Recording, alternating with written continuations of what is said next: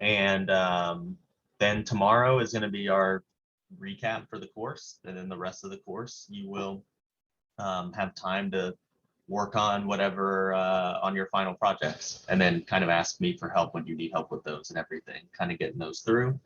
And those will be due a week from this Saturday. So you should have plenty of time to kind of get those in and everything, and you know, get in touch with me if you need any help.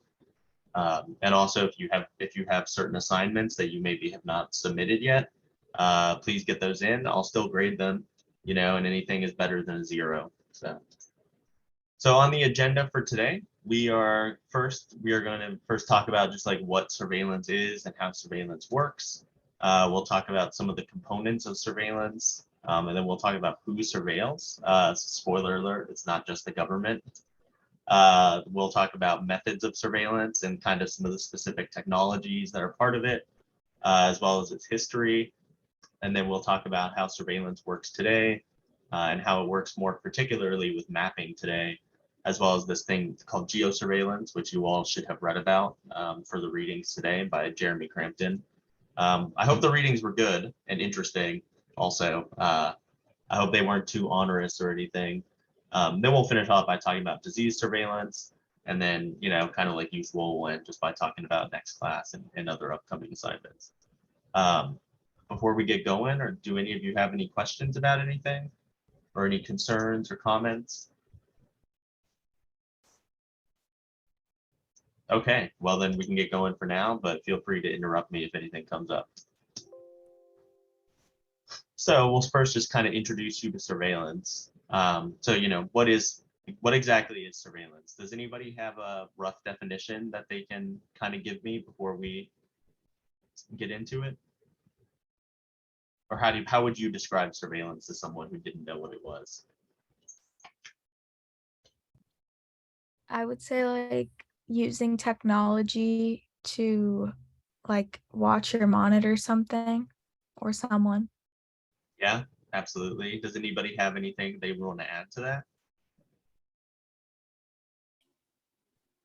I don't know that it's technically part of the definition, but I feel like it's sort of implied that it's without the person's knowledge that they're being watched. I know that, well, not always accurate, but I often get that feel. Yeah, partially, for sure. We'll get into it. Maybe it's more or less that they don't know if they're being watched than whether they don't know whether or not they're being watched, right? Where it's like they could potentially be being watched at any time. But we'll get into that. Yeah, so those are both great definitions of it, you know, not knowing if you're being watched and the ways that people are watched using technologies. Technologies definitely play a major part in it. So surveillance actually has kind of a lot of different definitions. It kind of depends on the context. Like many of the things in this course, some of the definitions of things tend to be pretty flexible. But for our purposes, surveillance is the sometimes secret gathering of information on individuals, groups, and activities through a variety of practical and technological means. Meaning that while it can be, so Hannah, you're right, it often does use technology, especially today, but not always. You know, it's more so about just being watched generally. One other aspect of surveillance is that often what it's meant to do is actually make people distrustful of each other, because they don't know whether or not they're going to be informed on or not by this other person. So police often use informants actually kind of as a method of surveillance and everything. You know, so generally when people talk about surveillance, what they're referring to is government surveillance. But there's a number of different forms that it takes, which we'll talk about later. And surveillance has a really, really long and deep history that spans thousands of years that we know of, but if not even longer.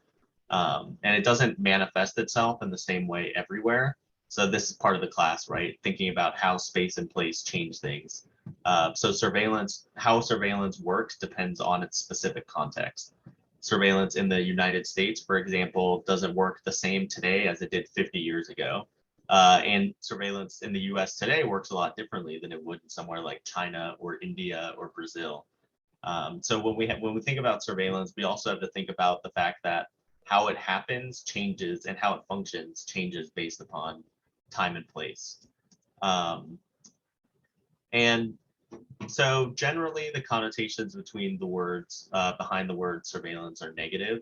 So while in this lecture, we're probably going to focus primarily on the problematic aspects of surveillance, partially because that is my own research when it comes to policing and mapping and everything, is how it's pretty negatively used. But surveillance is actually not always necessarily bad. Can anybody think of an example of when surveillance has actually been useful that they could give?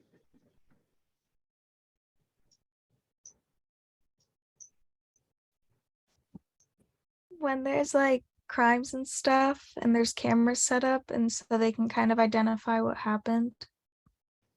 That could potentially be one. Yeah, definitely. When you're able to identify who did harm and who committed a crime. Any other examples that you all can think of? I mean, this is kind of a pretty basic sort of surveillance, but you have like lifeguards at the pool. They are, in a way, they're Oh yeah, performing surveillance. I That's, had never thought about lifeguards. And yeah, that's true. Lifeguards I mean, are. yeah, if you think about like they may or may not be watching you, but you have like instances where somebody is watching over a large group of people, and that, Yeah, right, to and protect I'm them. glad they're there. Yeah, that's a great point. I'd never considered lifeguards before. I mean, I was thinking even more basic, like if you're like a parent, you often are surveilling your own children to make sure they don't get into anything. Or like if you have pets, even don't have to be a parent, like we're all kind of doing that constantly. But yeah, so lifeguarding, COVID-19 disease surveillance could be pretty beneficial, has been beneficial in a lot of ways. We'll get into that later though. But I think that it's also worthwhile for us to talk about the etymological aspects of surveillance. Um, I think just generally you've noticed this throughout this course that I think etymology is really important to our understanding of getting an idea of what different things mean. And so the etymology of the word surveillance has its roots in French, and it became widespread in France beginning in about the 1600s and 1700s. And it's combined of a prefix and a verb. So the prefix sur means from above, and the verb veiller, I don't know how to do that. I don't speak French, but it roughly translates to observe or watch. And so surveillance, it literally translates to watching from above, or something along those lines. And so when you think about surveillance, what you want to think about is the fact that it's a top-down practice. Someone in power in some way is watching over those with less power or no power. Um, there is an inverse of surveillance, which is called surveillance, which is watching from the bottom up, but that's a whole different conversation. And surveillance first kind of came into the English language in the second half of the 1700s. It became really popular after the French Revolution, actually, where surveillance practices were really widespread, pretty famously. But we'll get into that more specifically kind of during the history of surveillance. But that's really when it started to come into popularity in English. And so there are 6 major components of surveillance that we can talk about. The first is also, and I should say, not all surveillance has all these elements, but all surveillance has at least some of these elements. The first one, though, is part of all surveillance, which is just information gathering. So the primary goal of surveillance is to gather information. What information that's being gathered depends on the context, but its surveillance is predicated on collecting a wide range of information about people and organizations and activities and more. Um, then there's always, so Amy was kind of referring to this early on, there's the possibility of always being watched. You never know whether or not you're being watched, or you can sometimes maybe, if it's meant to be more threatening, more explicitly threatening, but oftentimes people just don't know. And because people don't know whether or not they're being watched, what this means is that people will actually change their behaviors. They'll assume that they're always being watched and therefore kind of change what they're doing, meaning that even if they aren't actually being watched, even the possibility of being surveilled kind of creates a shift in behavior. Also, surveillance is generally really mundane. That's like a big part of a lot of surveillance. I mean, not always, like I said, there are times where it's more open and explicit. Things like police stakeouts or using security cameras even. But in reality, um, it's really boring. Surveillance is very boring. I don't know if any of you have ever seen the TV show The Wire. The Wire, which if you haven't, you should. It's amazing. The Wire is a show that's a lot of it is about surveillance, but it's a great show in part because of how it shows how boring surveillance actually is, where it's just people sitting there for hours watching other people with nothing happening. Um, that kind of undersells the show. The show is very good. You should watch it. But it being mundane is actually really, really beneficial, because what it means is that surveillance can kind of fade into the background. And so when it's not totally obvious or it's just too boring or almost so commonplace, it's a lot easier to do because people won't even realize that they're being surveilled in the first place. Surveillance also often has an element of security and risk management coming to it, which means that basically the more information, basically what they want to do is they want to create safety and security by minimizing risk. And so the logic behind that is that the more information that one has, the less risk there will be, because they can say, well, the chances of this happening are very low. We know this, we have this information, or we could say the chances of this happening are very high, whatever the exact situation is. And so basically what happens, and this happened actually with, basically what happens is they can make an argument that surveillance is for the common good. And so then if surveillance is for the common good, it's kind of easier to justify. This happened a lot after 9/11. I think is probably the best example of this, which is that the ways that the Patriot Act or a variety of these other legislative acts got off the ground was after 9/11. And actually they had been trying to get these, and there had been people trying to get these programs in place prior to 9/11. But what 9/11 did was it allowed them to say, well, we can increase our own security and minimize further risks like 9/11 by having things like TSA, by having super widespread phone tapping of US citizens and domestically, not just foreign nationals, and that type of thing. Um, Surveillance also has a component of data analysis. And so after the data that's been collected, or that information has been gathered, you also need to analyze the data. And so basically by analyzing the data that's collected by governments or corporations or other groups, they can make out these larger behavioral patterns. And when you have in behavioral patterns, it actually makes people a lot easier to control. It's a lot easier to sell them things or do other things. So if you think about Google Maps, for example, which Google Maps now has, like, shows restaurants and everything and gives you recommendations if you're driving often. That's like partially that's because of surveillance. It's partially because of surveillance in the sense that they can figure out what you do and what you want to do or are looking to do. And then they can kind of suggest things based upon that, because they've been collecting that information for such a long period. And lastly is visibility. And so what I mean by visibility is that surveillance is meant to make what usually appears invisible visible again. So when groups and people are made visible, it makes them a lot easier to govern. And visibility also aids in making people more findable, which you should have read actually a bit about that in Jeremy Crampton's chapter. But essentially, in terms of findability, what that means is that people can be easily located wherever they are in space and space and place.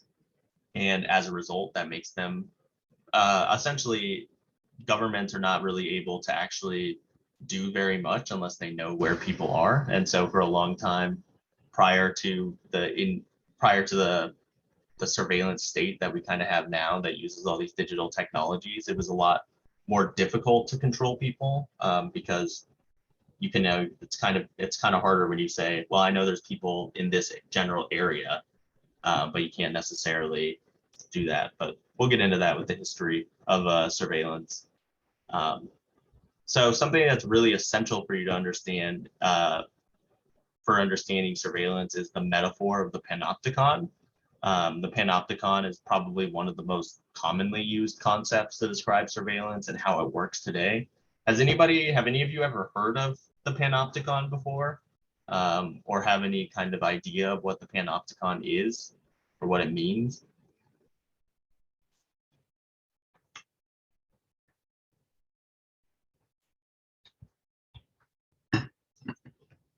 Even if you've just roughly heard of it in any way, totally fine. Yeah, Amy, you have or Hannah, whoever wants to go. Isn't it like that center building that they use sometimes in prisons, and then the guards are like keeping watch over everybody? And it's usually with like, what's the word? Like really violent offenders. I think I saw it on Beyond Scared Straight. Yeah, so yes. In short, it is like it was an architectural design. There's actually you know what, I don't want to spoil it. Amy, do you have anything you want to add to that? Okay. So in short, yes, but it's also a little more nuanced. But yeah, you basically got it then. It's super common. I would have been surprised if nobody had heard of it in this group of people. So the concept of panopticon has its roots in early modern prisons. And so prisons, as we know them today, actually didn't really start even existing until towards the mid to end of the 18th century and the early 19th century, which is, I think a lot of people are kind of surprised to hear that because often it feels like they've been around forever. I mean, there's been things like dungeons, but prisons as we know them today didn't exist until fairly recently. But when prisons first started to emerge, they actually didn't work like they do today. They had a lot less prisoners and they were a lot less formal. So if you think about, so actually there's a really great example. One of the earliest geographers was this guy named Peter Kropotkin, who was also an anarchist. He was a very famous anarchist. He was arrested numerous times. He went to prison in Russia and in France, and he probably spent about 15 to 20 years of his life at various times in prisons. And I read his memoir a while ago, which is good and also way longer than I thought it would be. I read it on a Kindle, so I didn't realize how long it was. And he has some stuff where he's talking about being in prison, and his wife literally moved into a little house that was located inside of the prison with him. And like he would just like go on walks with her around town, and they would literally just like leave the prison and come back and go around town and everything. So it's just like it's not nearly the same as it is today, right? Like, and he even had his own office because he was a geographer, and he was actually a physical geographer, not a human geographer, funny enough. And he studied glaciers. And so he actually like wrote like a couple of his books about glaciers just from the prison. So it just wasn't the same at all, you know?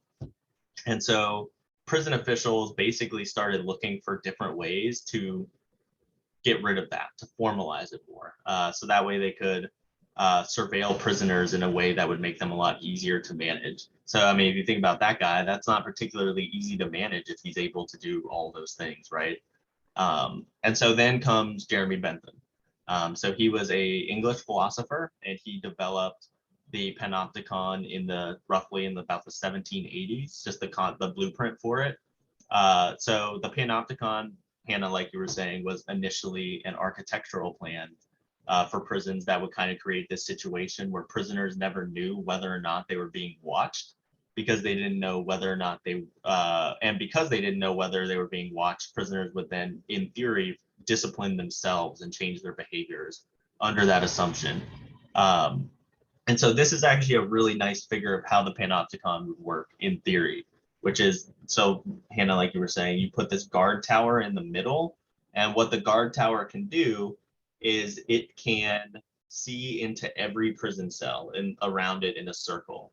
And then what they would do is they would put mirrors on, like kind of like two-way mirrors on the guard tower, and then shine a light into every cell. So that way prisoners could never actually tell whether there was a guard in there and they were being watched at any particular moment. So actually, this is surprising sometimes to people. There was actually never a panopticon that was constructed. Hannah, I didn't realize that this was on Scared Straight. I didn't even know that was a show anymore. But I mean, I'm sure there are similar things to it, right? But a panopticon, as it was designed by Jeremy Bentham, was never actually designed, and for about the next like 150 years, it was pretty much like forgotten. You know, they were never constructed. It was not really even a major part of Jeremy Bentham's work. He's a lot better known for a lot of other things. But then came Michel Foucault. Michel Foucault, philosopher, French philosopher. For our purposes, all you need to know is that he was really interested in power relations, how people are disciplined and discipline themselves, punishment, and state power. He was really interested in how people are controlled, essentially. And so in the 1960s and 70s, Foucault actually adopted the concept of the panopticon to describe surveillance in modern society. And so Foucault's conception of modern society is that in essence, it works like a panopticon, because people now can't tell whether or not they're being watched. And so essentially what the panopticon is, when we use it today, is it's a metaphor for surveillance societies. It's not necessarily a physical place, although there are certain physical places that are similar to it. And Michel Foucault is the most cited person in academia of any sort, of any kind as well. So it really proliferated very widely. It's by far the most common concept in studying surveillance. And it's like referenced in pretty much, if you ever talk about surveillance, the panopticon is always going to come up at some point, no matter who you are or what your discipline is.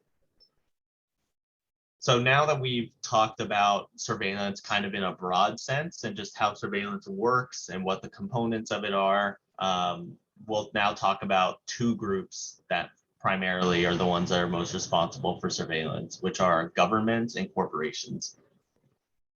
So on the government side, the main reason that governments engage in surveillance is for reasons of security. And so a lot of times what governments will do is they'll argue that to keep themselves and their subjects safe, it's necessary to surveil people to see if anybody's doing anything that could be potentially dangerous or harmful. So what surveillance is doing is it's acting as a way for governments to minimize risk. And when they're able to minimize any risk, what they can do is further kind of shore up their own power by arguing that they are keeping the populations that they rule over secure, so that even if that security may come at the detriment of other rights, it's justified because people are safe and they're secure. Typically what governments do is they collect information on political dissidents and enemies, and anybody that could possibly kind of harm them in any way, or that they perceive as a threat, even if they're not actually a threat. And when you collect that information, it makes it a lot easier to control populations. And when I say populations, I mean just like their subjects. So like if we're U.S. citizens, we're subjects of the U.S. government, that type of thing. And so I am now going to play this video. Let's see if I can get it to work.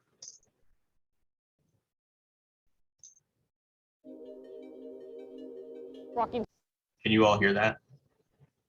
through public space, Yes. data is being collected.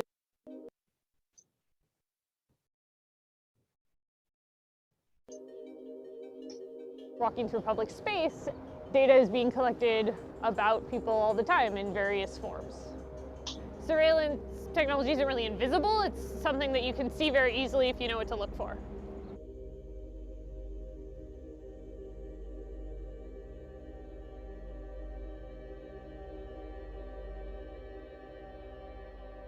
So right now we are standing outside of the office building that houses the domain awareness system. The domain awareness system pulls in feeds from surveillance cameras, both police-owned and some private. It pulls data from automated license plate readers, traffic sensors and sources into a single processing and analysis center run by the NYPD, developed in collaboration with Microsoft, launched in 2012. A single surveillance camera may not be that useful, but having surveillance cameras all over the place that can track the movements of somebody throughout a city can be very useful. Those are some automated license plate readers. There's also a pair of them on the back of that NYPD vehicle over there. So what they're actually doing is photographing and basically, identifying license plates. These aren't like targeted against a specific person. These take a photograph of every single vehicle, so completely innocent drivers are stored in a database somewhere. Shot spotters are basically acoustic sensors that are designed to detect gunfire. If 3 or more devices register a sound event simultaneously, that audio recording will be sent to a processing center. A technician will listen to the audio and determine whether or not it's a gunshot, and then if it is a gunshot, dispatch that information to a police department. Shot spotters are supposed to address the fact that despite gunfire being a problem in lots of cities, not many people always call 911 when they hear a gunshot, for a lot of reasons. There have been 2 incidents in which audio of people's voices were caught in a recording and used actually in court cases against people in shooting incidents. So we are pretty sure that up there on top of that building is a shot spotter. I'm hesitant to definitively call anything. I definitely found it without somebody actually corroborating that, but that's the closest thing I've seen. One of the things that's definitely in public space in a lot of cities in America, but a lot harder to see and point at, are stingrays. Cell phones are basically constantly seeking out towers that belong to their carriers. What a stingray will do is basically imitate a cell tower, which will then send metadata about that particular phone to that device. The primary thing they do is indicate that a particular phone was in a particular location at a particular time. They can also intercept calls. They can obviously kind of by extension collect metadata about those calls. Knowing if there's a stingray around is really hard. In New York, particularly if you see those kind of big mobile command units, if there's anywhere that you would be reviewing intercepted material from a stingray, that seems like the most likely spot. Being able to identify surveillance technologies in public space doesn't magically make them go away, or it doesn't make them stop doing what they're doing. It is kind of worth paying attention to, if nothing else for the fact that it is kind of designed to be ignored. But being able to understand the specifics of what kinds of technologies are being used, by whom and against whom, is important for being able to effectively challenge their uses.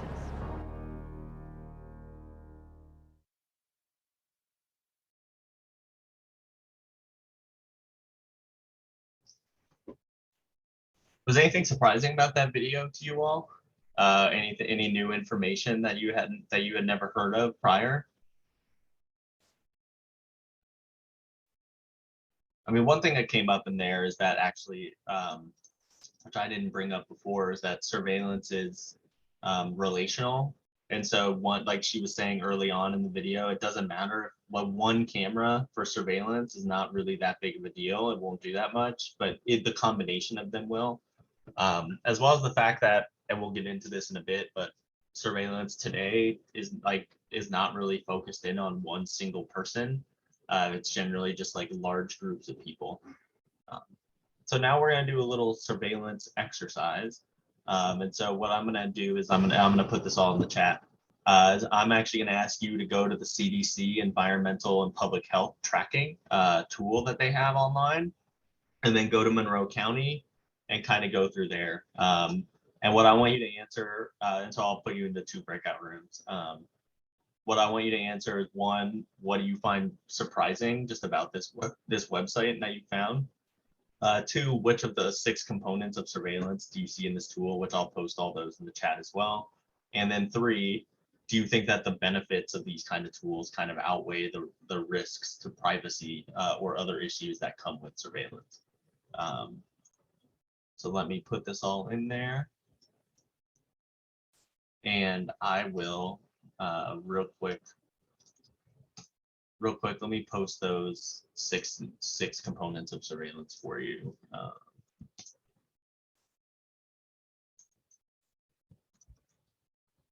While I'm doing this, does anybody have any questions or anything that they're maybe not clear on when it comes to what surveillance is and how it works and everything?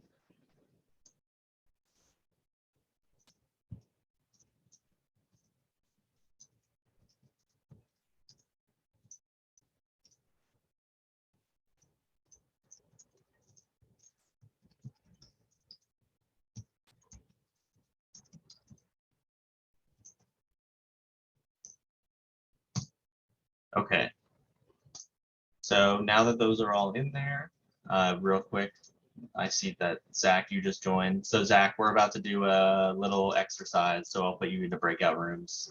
You can talk to the other people in your group about it when we're in there. All right. Okay. So I'm gonna stop sharing the screen, pause the record. Question. Yeah. What are you thinking, Amy? Oh, just I know we were talking when you were in our breakout room about the question of how some of this data was collected, and there's a way in which it almost, because it's sort of, I mean, it is sort of mundane data. A lot of it, it seems hard to imagine how it's collected. I don't know if that makes sense. The sort of the connection I'm making there, like it's easy. It's almost easier to imagine something unusual being surveyed than something like who's smoking. Or I mean, Right. obviously that's a huge like public health question. Like it doesn't mean it isn't important, but I guess in that way, I feel like the mundanity of it is just that somebody is there recording for, you know, in this case, for public health reasons, these pretty basic Yeah. bits of information. And so on the individual level, like in order to get the big numbers, it means that individuals are having to be, are part of the data set. And Yeah. that's sort of interesting to me to think about how the data set, even though it's very broad, it does have to at some point in time be made up of like knowledge of the individual. Yeah, I know, absolutely. I think that's like a great point to kind of bring into this, you know, is that a lot of this stuff is like it kind of becomes, the mundanity of it kind of comes from the fact that it's so individualized in a lot of these ways, and then it's kind of grouped, aggregated together. I mean, I would say, and I would say that some of the other things pretty basic just in this tool as far as the components of surveillance we can see in it. Information gathering is one. Although there's a few that we don't see, right? We don't see the possibility of being watched here, or security and risk management, right? Those aren't really a part of this. And actually, Amy, you guys were talking about this in your group as well. Visibility doesn't really come up onto this, right? It's not really visibilizing any individual groups. It's maybe visibilizing certain types of information that might not be visible otherwise, right? Like the distance from parks, for example, might not be visible. But yeah, so we can kind of keep moving on. But yeah, I think that tool is just a nice example of surveillance and actually kind of how mundane it can be in a lot of ways. But governments are not the only ones that surveil. It's also really, really common for corporations, and it actually might be even more common among corporations now than it is among governments. And so the main reason that companies surveil is to collect information that can be used to profit. So there's kind of two different ways that surveillance works when it comes to corporations. On the one hand, corporations often surveil consumers, and the reason that they're surveilling consumers is to get more information that can help them profit. So Google Maps, navigation, bringing you to other places, right? And like in doing so, what they can do is they can kind of create these more precise and accurate algorithms that can then make companies a lot more efficient by being able to recommend certain products or tell them where they should be going, what kind of things they should be producing, and to help them kind of increase their profit margins. But they also surveil workers. How many of you have worked like a minimum wage job like over the summer, or I don't know, when you were in high school or anything like that?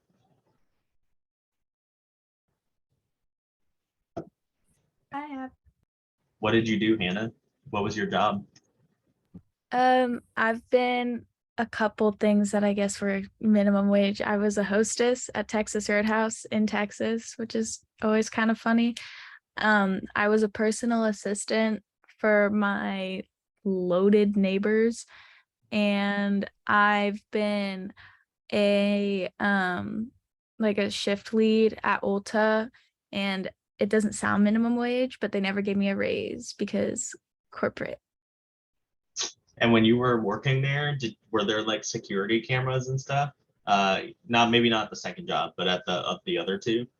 Yeah, they Yeah. had cameras like on the hostess booth and behind like the registers and on the floor all over at Ulta. Right. That's an example of being surveilled as a worker. Companies like Amazon are really, really. So I had a similar experience. I worked at a Barnes and Noble when I was at college, through part of high school and all of college, and they had cameras everywhere. To the point that I one time was on my phone at the register, and somebody came and talked to me and tried to take my phone from me while I was doing that. But so a lot of companies are pretty well known for doing it. Amazon especially is really, really well known for using surveillance to pressure workers into increasing productivity by saying like, we're watching you, you have to be working at all times. So typically what they're doing is they're using these algorithms and cameras and a variety of other things to drive workers to have specific productivity goals. And if they don't meet those goals, they're punished for it. And so what's happening is surveillance is acting as kind of a threat to workers in this situation and any situation. They also use it for consumers to kind of try to reduce theft. So that's the main reason that security cameras are there. Basically what those cameras are doing is they're encouraging people to not commit theft, because they have an idea that they're being watched. It's not actually that successful. There's a lot of theft in a lot of different stores that cameras can't do anything about. And more recently, I don't know if any of you have seen this, it's particularly on my mind because of all the labor organizing that's happening at IU among graduate workers like myself. But surveillance has also historically and recently been really a way for companies to counteract any sort of labor organizing.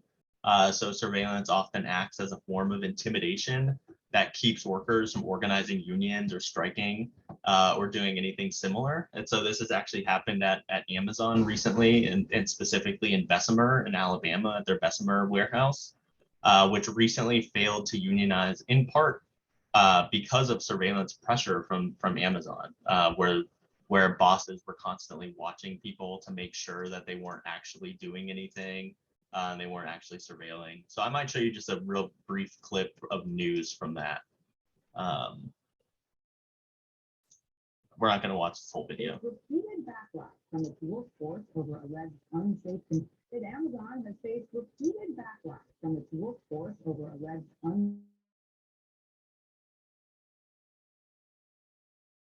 We can't hear it.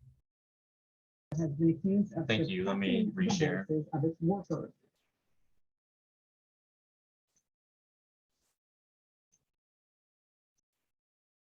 Okay, you should be able to secure it now. Many employees at Amazon has faced repeated backlash from its workforce over alleged unsafe conditions within their fulfillment centers and the company's mistreatment of its employees. The world's largest retailer has been accused of suppressing the voices of its workers. Many employees have repeatedly made efforts to take collective action against the company for better working conditions. But rather than listening to their employees, an article recently published by Vice claims the company is actually ramping up surveillance on its workers. Amazon recently put up 2 job postings for intelligence analysts to track labor organizing threats within the company. Lorenzo Franceschi Biccarai is a senior staff writer at Vice's Motherboard and author of that article. He joins us now. Welcome, Lorenzo. Thanks for being with us. So what exactly are these jobs listings, and explain why they are so controversial? Yeah, first of all, thanks for having me. So yeah, Amazon put up 2 job listings in the last few months. One of them was up since January 6th of this year. And they were for an intelligence analyst and a senior intelligence analyst, especially the one for the intelligence analyst was interesting because it clearly spelled out that they were looking for someone that could monitor and track various threats, but it especially focused on what they called organized labor organizing threats. So basically employees organizing, walkouts, trying to form a union or any kind of collective action. And obviously this was once people on Twitter started picking up on this job listing, they criticized it because they saw that this was yet another sign that Amazon is very hostile towards employees.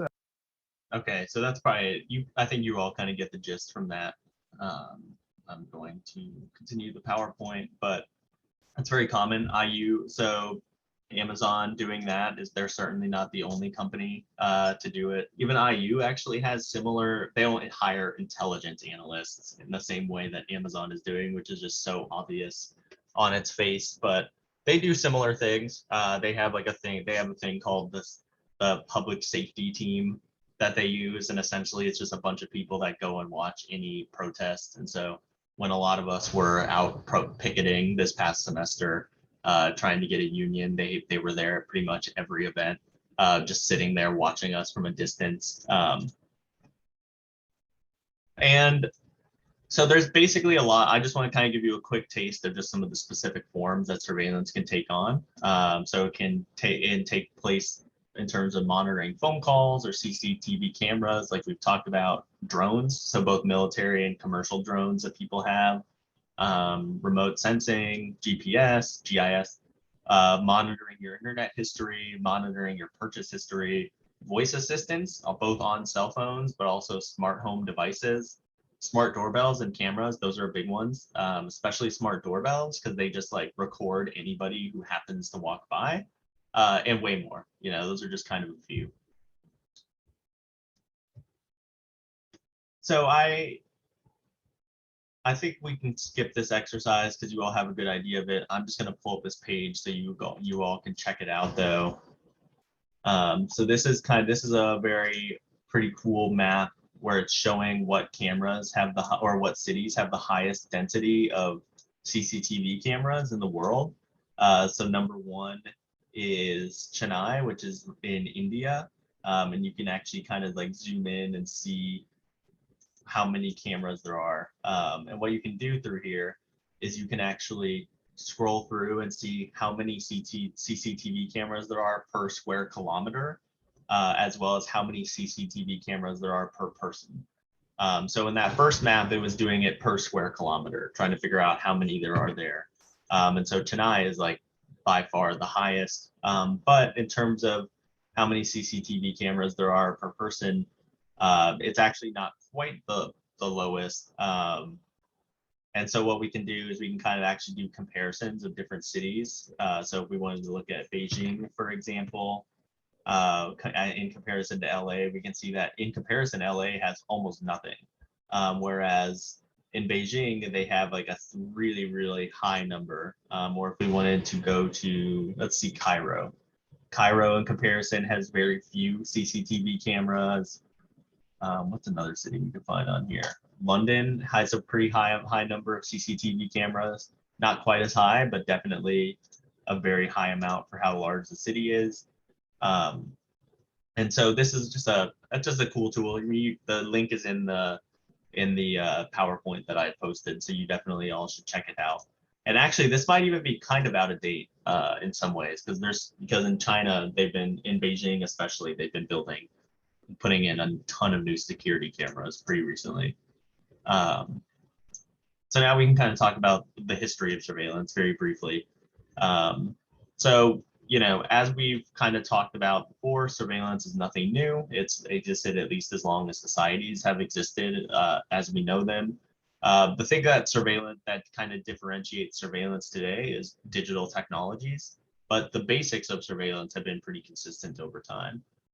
So initially, we could say that surveillance most likely began because empires and city-states and nations began to need more and more information about who they were governing over time.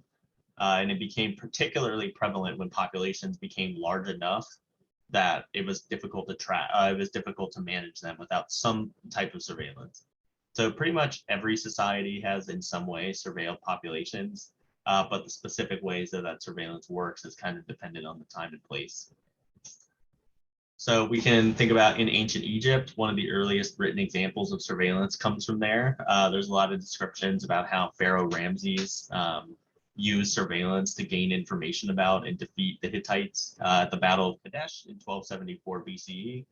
Don't ask me any further questions about that, not my field, but I do know that it's like one of the earliest examples of that. Julius Caesar was really, really well known. He was a spy master. So actually prior to what he did, he was kind of the spy master, and he really relied on a very large network of spies and surveillance when he was ruling. Primarily once he was in power, the reason he did it was because he wanted to keep an eye on the Senate, who he didn't trust. Turns out correctly, you know, with the Ides of March and everything. There was a lot of political backstabbing and literal backstabbing when it came to this.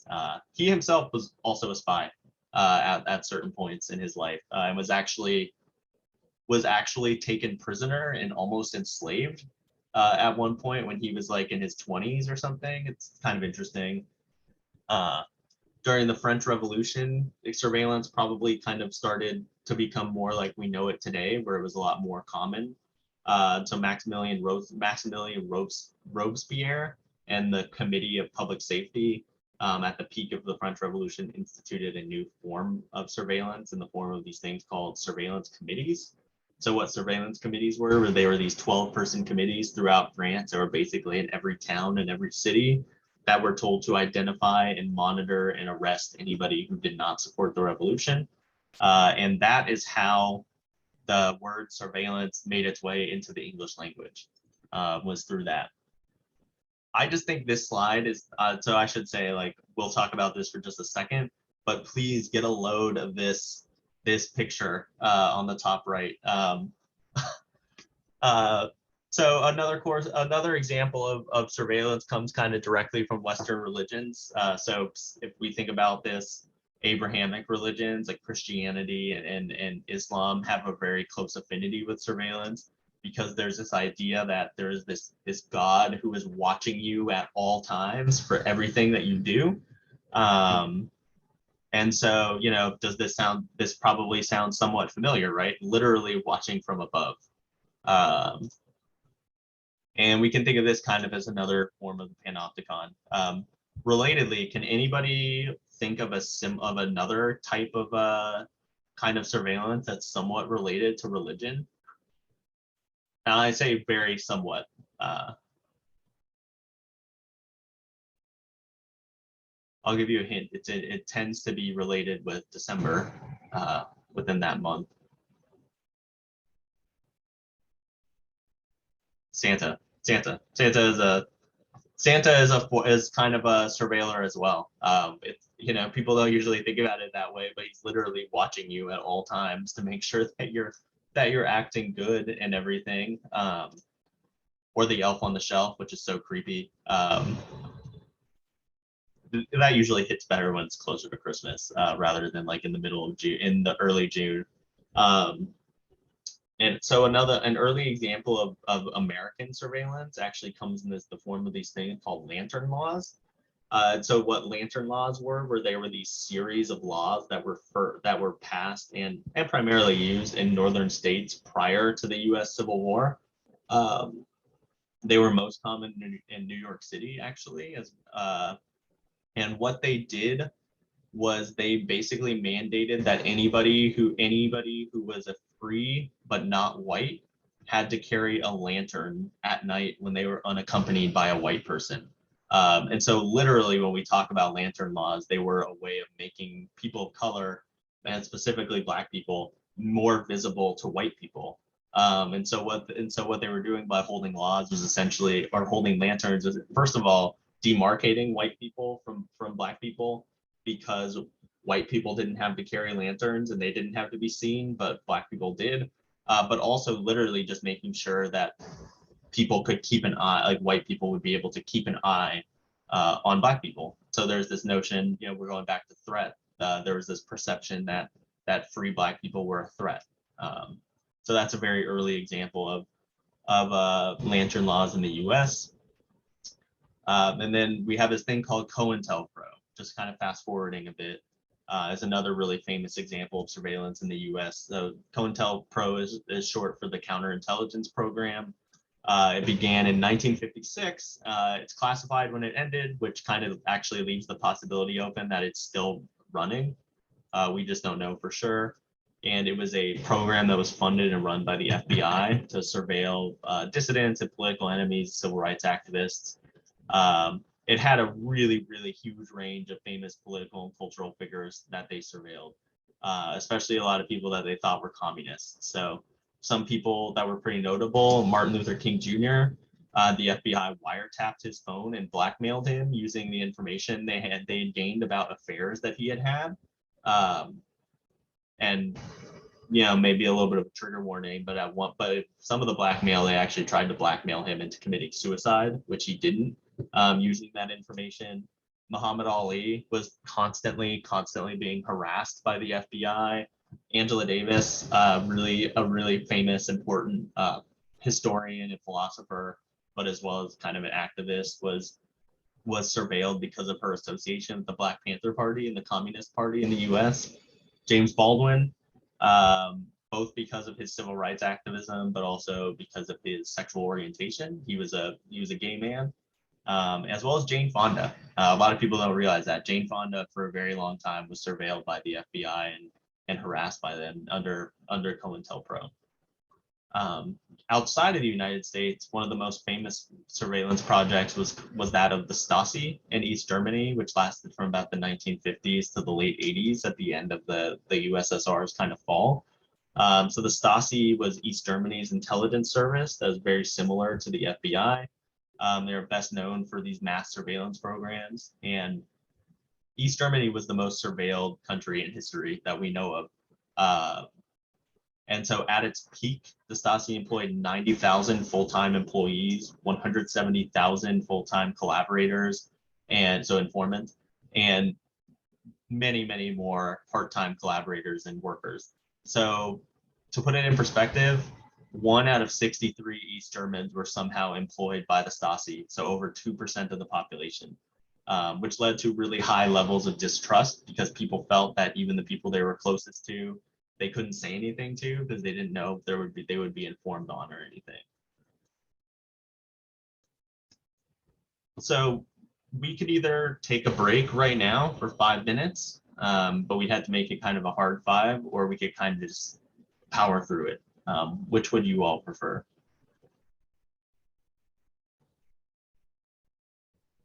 Yeah, and would you prefer to do it? Do you care? Does anybody care? I don't need a break. Okay. Well, if nobody else disagrees, then we can kind of just keep going and just power through the break. So now getting into surveillance in modern society and how it works. So surveillance today is more widespread than ever before. There's a lot of different reasons for it, but a big part of it can be attributed to the rise of digital technologies and the internet.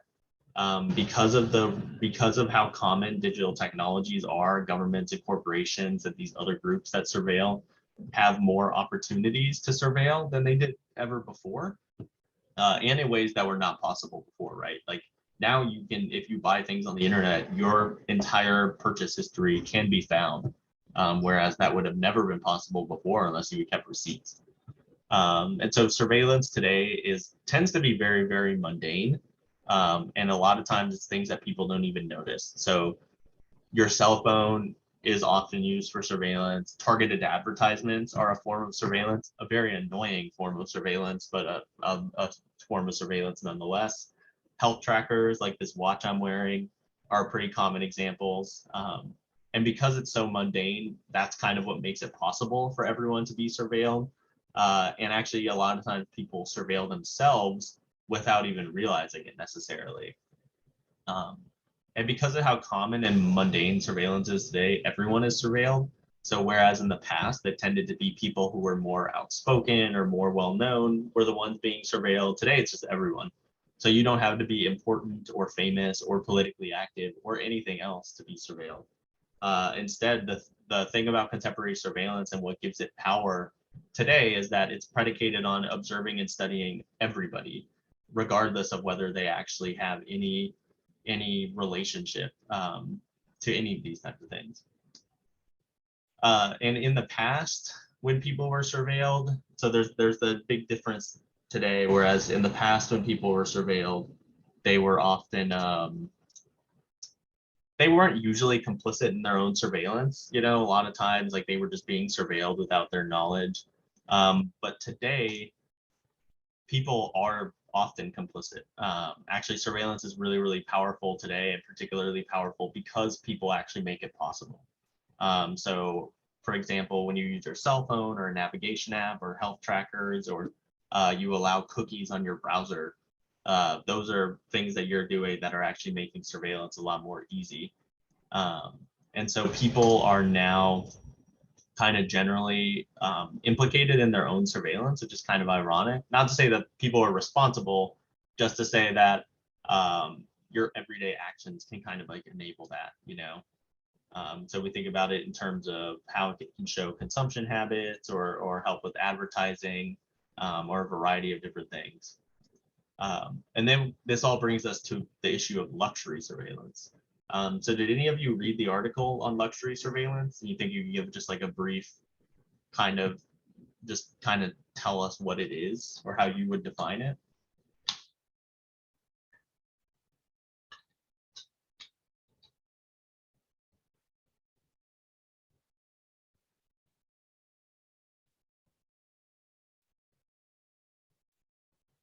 Don't all jump at once.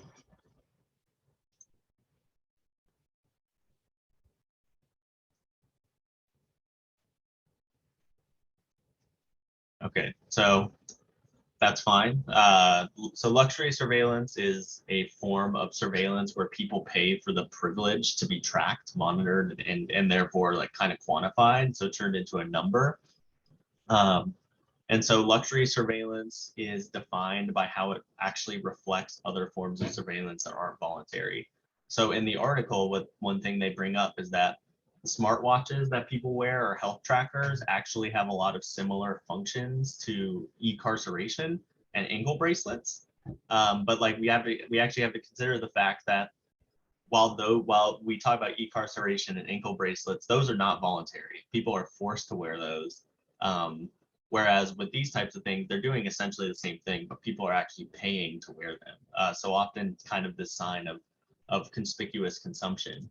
And so if you think about things like TSA PreCheck or Strava, smart doorbells, those are all examples of luxury surveillance. Luxury surveillance tends to be voluntary. And so one of its defining characteristics is that people are never actually forced to do it. People choose to get things that surveil them in some ways. So I do wear a smartwatch, and I am also part of the luxury surveillance. I have done that. But a big part of why I did it was because I wanted to be able to track my bike rides. And so I had to decide whether I wanted to not be tracked or if I wanted to track those rides.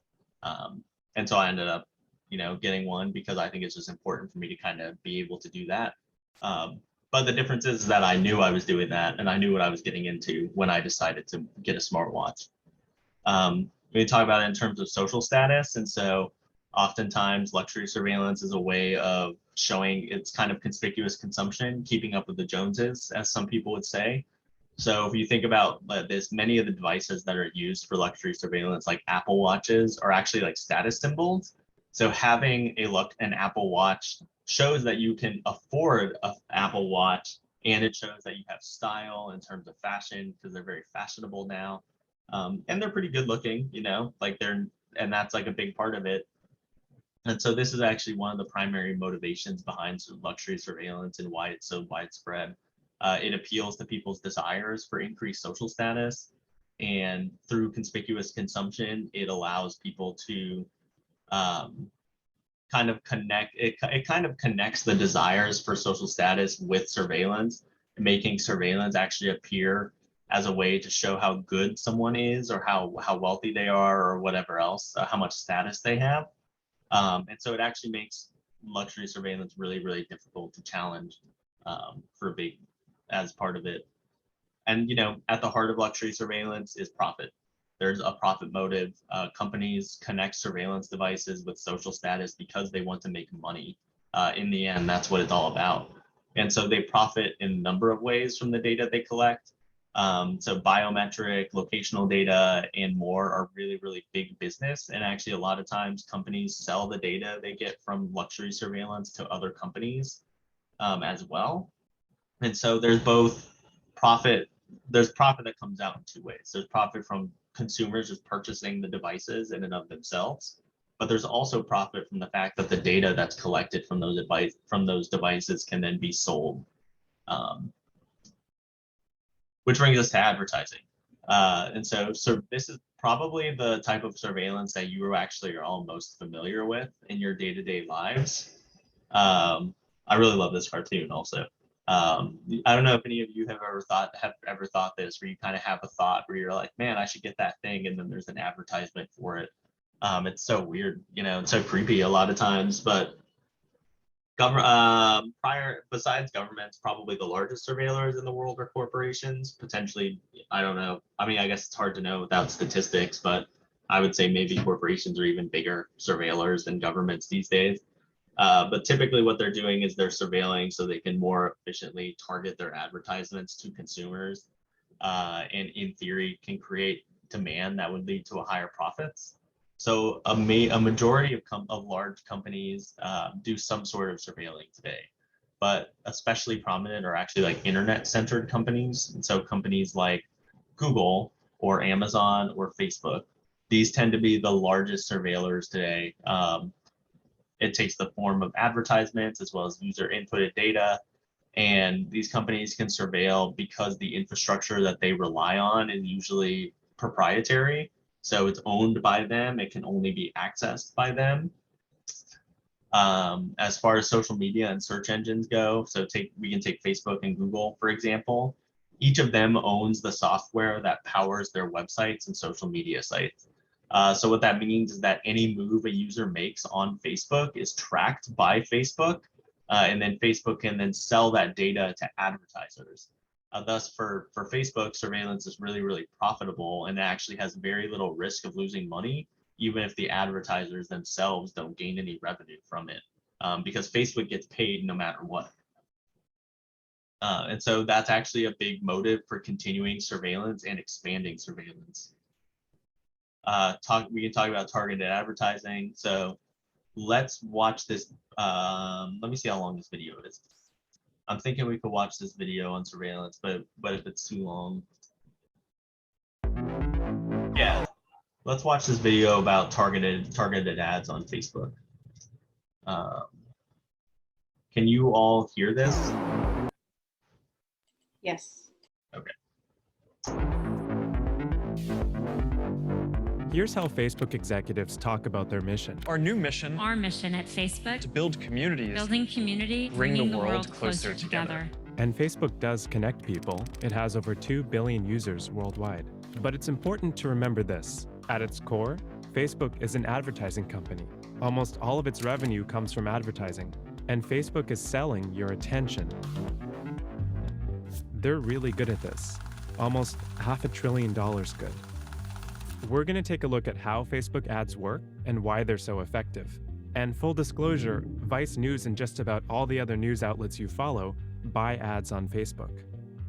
As a user, you provide Facebook with a lot of useful information. And it's not just what you list on your profile. Everything you click, post, or comment on is used to infer things about you, like your family status or your politics. And these actions are turned into ad targeting attributes. So let's give this a try. Here's a fake page we created.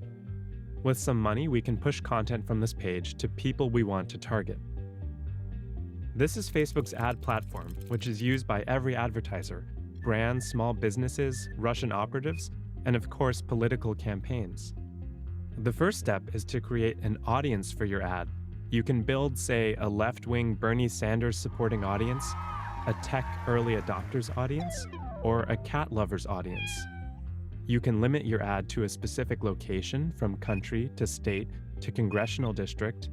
You can even target people within a 1-mile radius of, say, a church, an NRA event, or an abortion clinic. One of the things that I find sort of concerning about the Facebook advertising system is it's extremely effective. Alan Mislove researches user privacy in online advertising. Advertising has become more and more fine-grained. The targeting is more fine-grained over time. What Facebook did is it allowed advertisers to target user attributes directly. So let's browse through some of these attributes. Demographics, parents, moms, new moms. That's an audience of 4.9 million women in the US, apparently. Facebook explains that it found people whose activities strongly suggest they are new moms. My personal favorite is soccer moms. Ariana Tobin is a reporter who covers Facebook ad targeting. To a large extent, we don't know how they figured these things out. As we have been covering at ProPublica for years now, they don't really want you to know. Facebook will prompt you to make your audience even more specific. In other words, we found that, for example, you can start with Fox News, which is a well-known conservative outlet, and very quickly end up in sort of the Alex Jones InfoWars, space. Last September, a ProPublica investigation revealed that these categories included anti-Semitic terms like Jew hater and how to burn Jews. When contacted by ProPublica, Facebook removed the categories and said they were created by an algorithm. They said that they would put more human monitors in place to make sure that the categories were not filled with things that were going to take them by surprise in headlines, essentially, is what they said.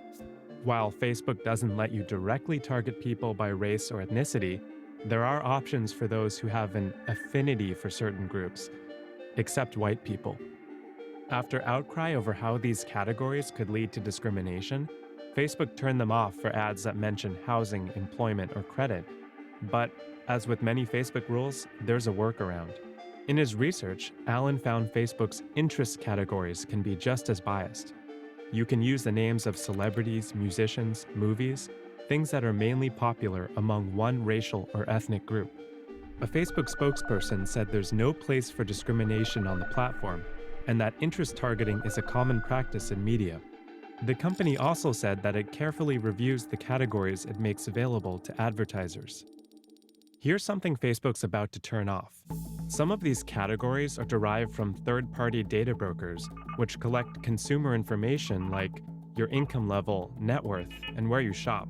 Facebook allowed advertisers to match that data with your user profile, giving them a picture of your daily life both on and offline. This integration is going away, but you can still use outside data on Facebook. Which brings us to what could be Facebook's most powerful tool for targeting: custom audiences. This allows you to target people based on offline information. Say you have a list of email addresses. You can upload them to Facebook, which will match them with its user base to find who they belong to. What I could do is group the users into the small groups that I want, upload each of them separately, and place ads that are literally only shown by that group. And up until recently, that group could be as small as 20 people. Some ads are completely hidden to everyone except those advertisers are targeting. These dark posts only show up on the news feeds of specific audiences and are otherwise untraceable. According to a Bloomberg report, in 2016, the Trump campaign targeted ads to African American voters using dark posts, with the goal of depressing turnout for Hillary Clinton. Responding to criticism over how dark posts were used in the 2016 election, Facebook is in the process of changing this. It's testing a feature in Canada that allows people to go to an advertiser's page and find all the ads they are currently running. I think most of the transparency initiatives at Facebook at this point require quite a bit of vigilance on the user's part. Not just vigilance, but knowing that they need to be vigilant in the first place. Want to know why you're seeing an ad in your newsfeed? You can ask, why am I seeing this? But the answer can be vague. Facebook often shows the most broad targeting attribute used for an ad. Okay, so this is a lot of information. Why should we care again? All of these tools can be used by anyone who wants to advertise on Facebook. We're concerned that that's putting a lot of power in a lot of different hands because you can push your message out to exactly the people who you wish to. And those advertisers have been obscured by the system. One ad could come from the little coffee shop down the street, another from a Russian cyber influence operation. Facebook is increasing transparency for political ads, both for candidates and ads that deal with what they call key issues. But if there's one thing we've all learned from the last few years, it's that Facebook's tools will be exploited. I am not going to sit here, Judy, and tell you there won't be future problems. There will. Security and safety is an arms race. You build something, someone tries to abuse it. Then we're going to build the next thing and someone's going to try to abuse it. And we are going to take a much more proactive stance.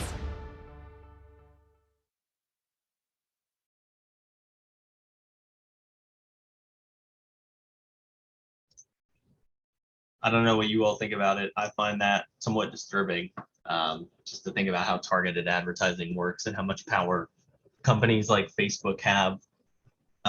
Do you think, so let's, going off that video, what do you think of targeted ads? Do you think that they should be allowed?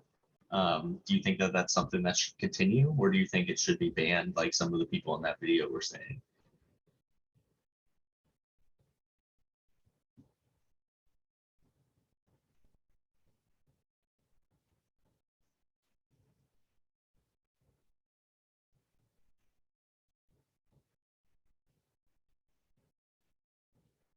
Any opinion, any strong opinions? Okay, yeah. Oh, I definitely try to like reduce my ad consumption online by using an ad blocker all the time. Yeah. And also not being on social media. But so it's, I don't know, it's a little hard for me to wrap my head around the sort of the extent of it. And I know that there are still places like with online shopping where I definitely am being targeted and tracked. It's just, it's a really interesting deal. I don't know what my opinion is at this exact moment in time, or like if it's an all or nothing opinion. Yeah. Does anybody else have any? Hannah, what do you think? I think it's kind of creepy, like especially with things like Amazon Alexa and stuff like that. When you get an Alexa, you literally, like, part of the terms and conditions is that it can listen to you 24/7 because it's waiting to hear you say Alexa.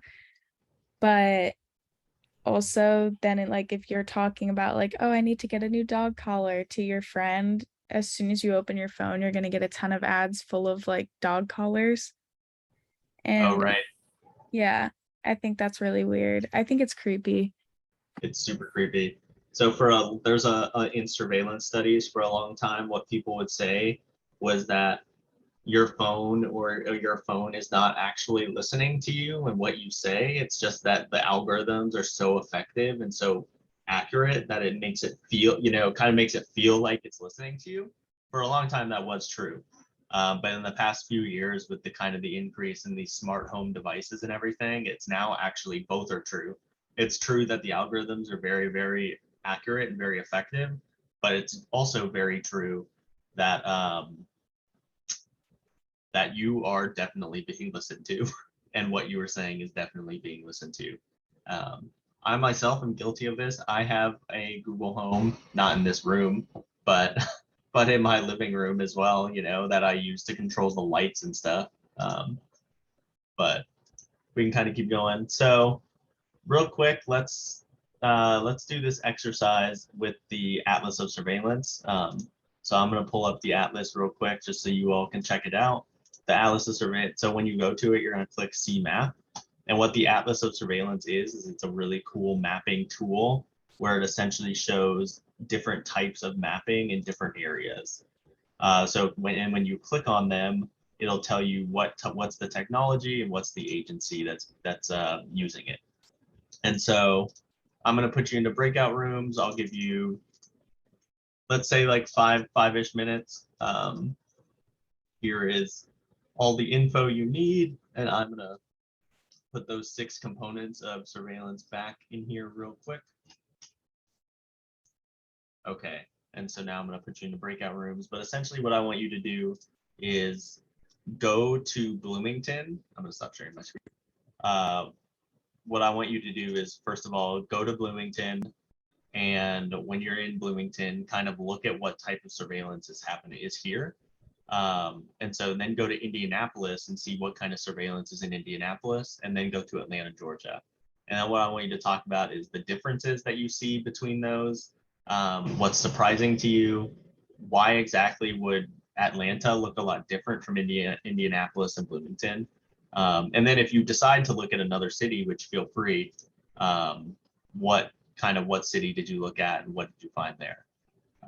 So the Atlas of Surveillance is essentially, it has like a lot of different types of surveillance. It's open source, so people actually upload their own the surveillance that they can find. So if we zoom into Indianapolis, for example, what we can see is that in Indianapolis, there's a variety of different types of surveillance. So we can see that the Indianapolis Metropolitan Police Department uses cameras, and specifically, they have a voluntary registry of personal surveillance, which means that the surveillance that people create on their own. They also use facial recognition, drones. They use a lot of drones. And actually, this is like showing different parts of the Indianapolis criminal justice system as well, such as the Department of Correction. We can see cell site simulator. So that's the thing that they were talking about in that video we watched earlier, where it was they're called land sharks. And essentially what it does is it mimics cell signals. So you can see all outgoing calls and incoming calls.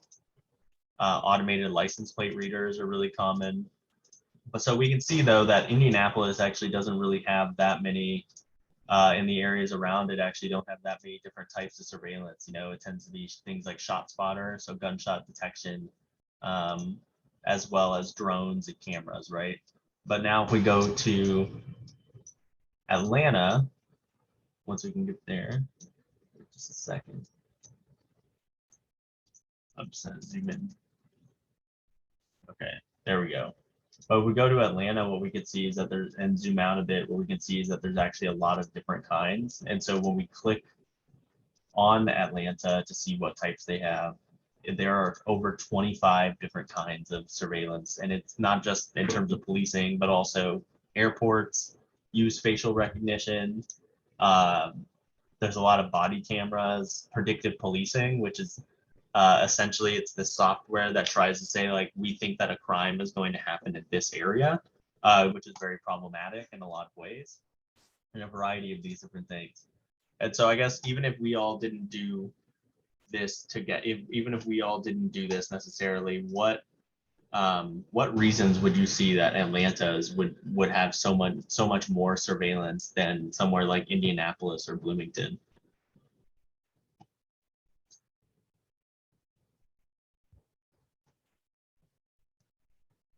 Just a guess is totally fine for why you think that Atlanta has more.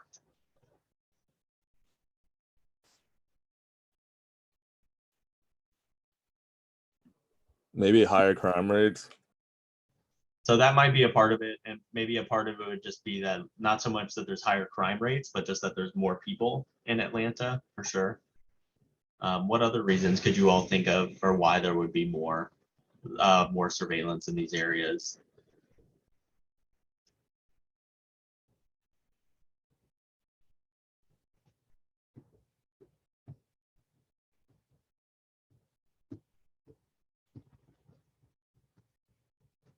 I can give you a hint. There's historical reasons for why Atlanta would have more surveillance.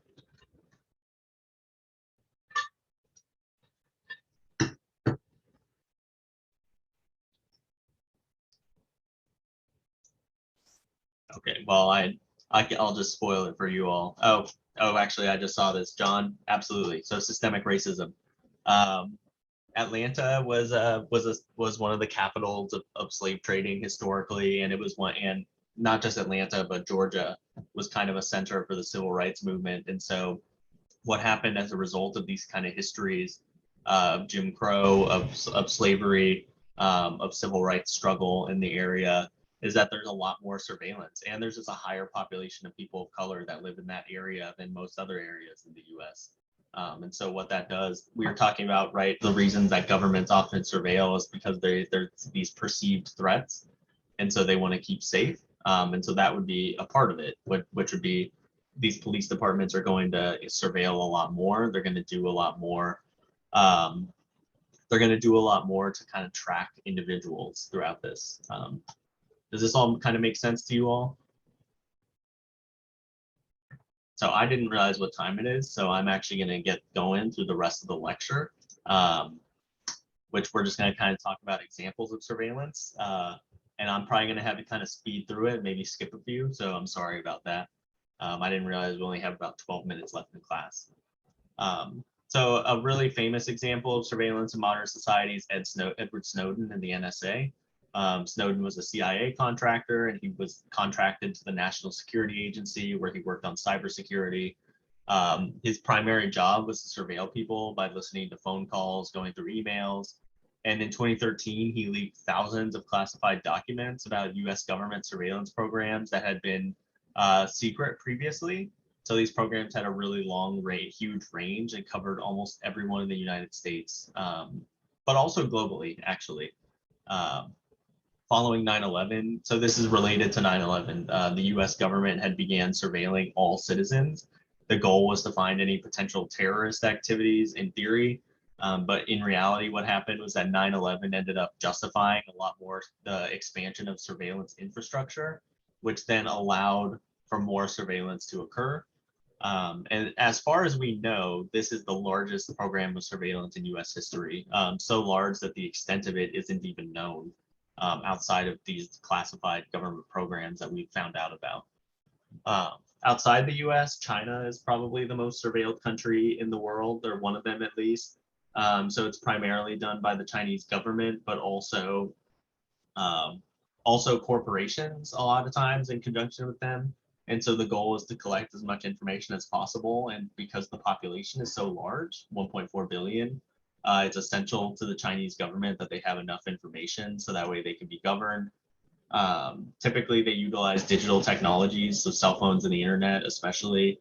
And so the government of China has this really strict control over what is allowed or is not allowed in China, on the internet in China. So, for example, Facebook is banned from China, as is WhatsApp, as are some other applications. In 2019, the Chinese government also uses a lot of cameras. So as of 2019, there were about 200 million CCTV cameras in China, which is about 7 cameras or 7 people per camera, which is really, really low.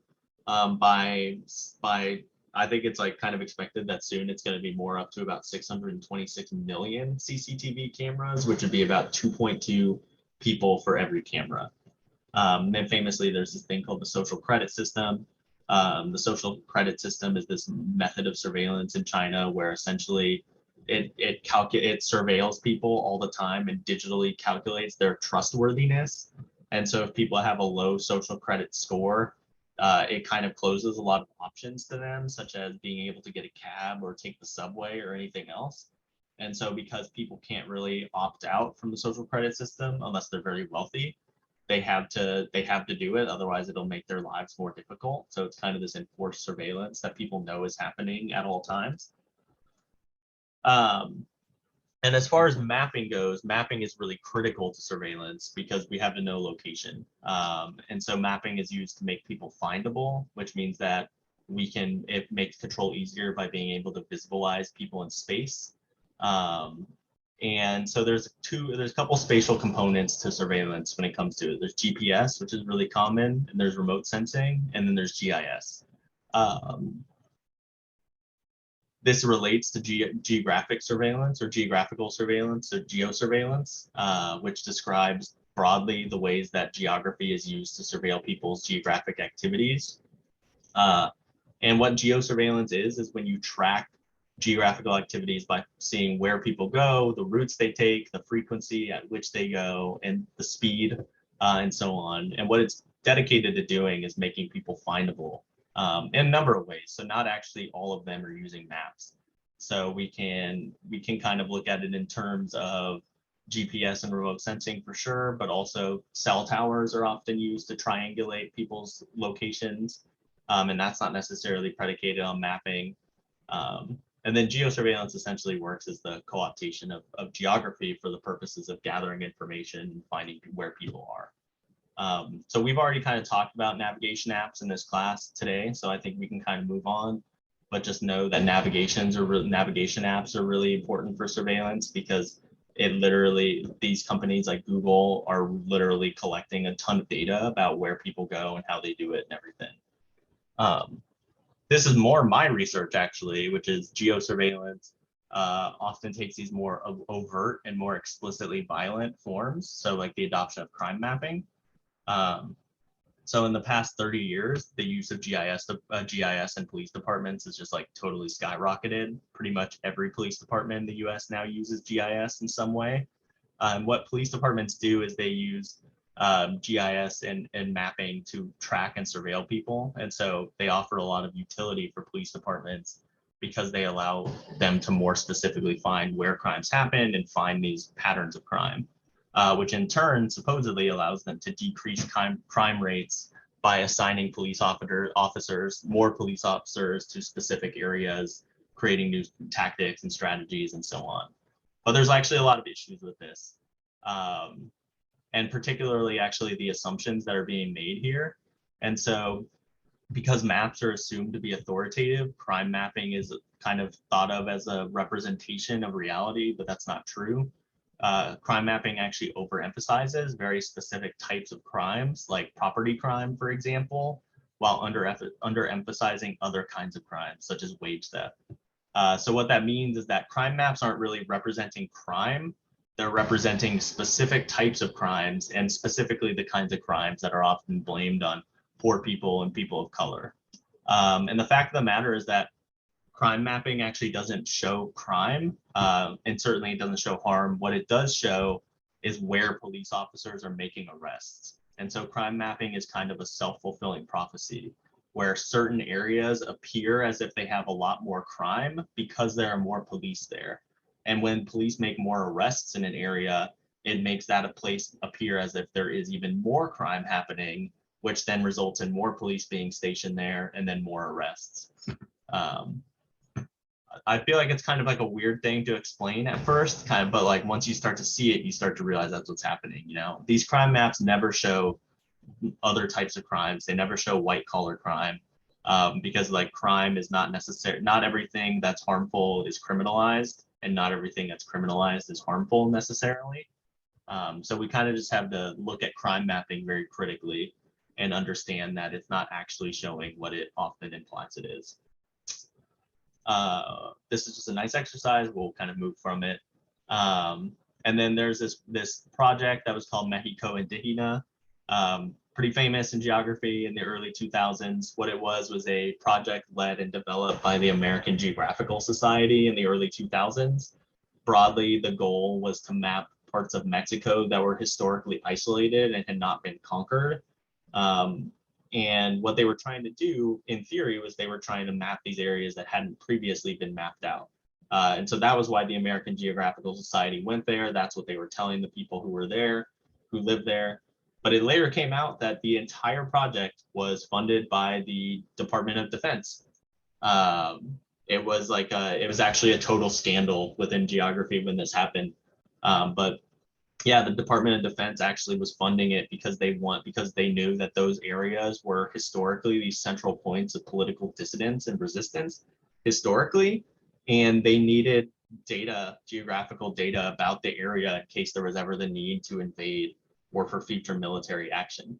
And so this is kind of a way to see how geosurveillance happens internationally as well as a result of foreign policy and the motivations of governments to kind of violently control marginalized people if possible.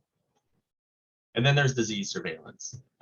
So disease surveillance, I think you should all be really familiar with this with COVID. It's essentially surveilling to see if people have symptoms of a contagious disease like COVID-19. It's been happening since ancient times, but today it's a lot different now. So it could take the forms of quarantine orders or contact tracing or disease testing. I'm sure all of you have experienced disease surveillance at IU. So they're not doing this anymore, but IU was for a long time doing mandatory COVID-19 vaccines and testing if you were exposed.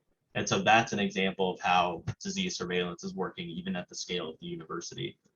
But COVID-19 has also really driven this boom in disease surveillance and made it a lot more common and more mundane than ever before at a global scale. So because of the rise of these digital technologies, there's a lot more options for how surveillance can function now than there were before COVID-19. So there's this new infrastructure that's being built that enables more. And there are advantages to disease surveillance for COVID-19. And so there's actually been like a lot of advantages to it and utility for it.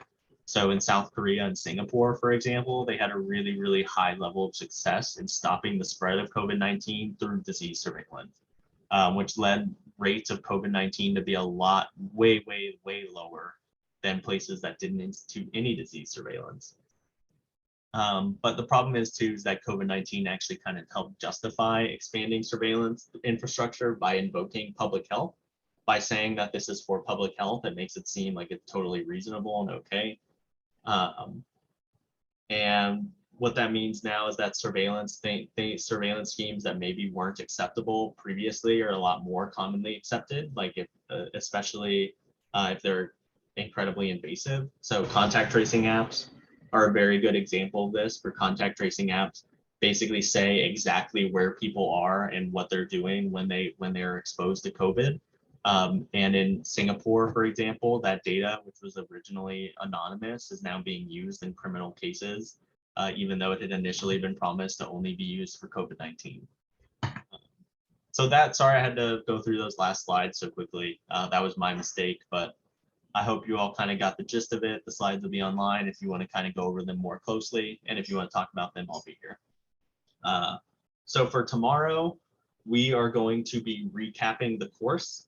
And then after tomorrow, the rest of the class will be dedicated to working on your final projects. And so ask me questions and for help if you need any. I really would recommend not putting it off until the last second. Definitely try and get, that was part of why I wanted you to do these project proposals. So try to get as much done as you can as early as possible. So that way you have time if you have any issues to ask questions.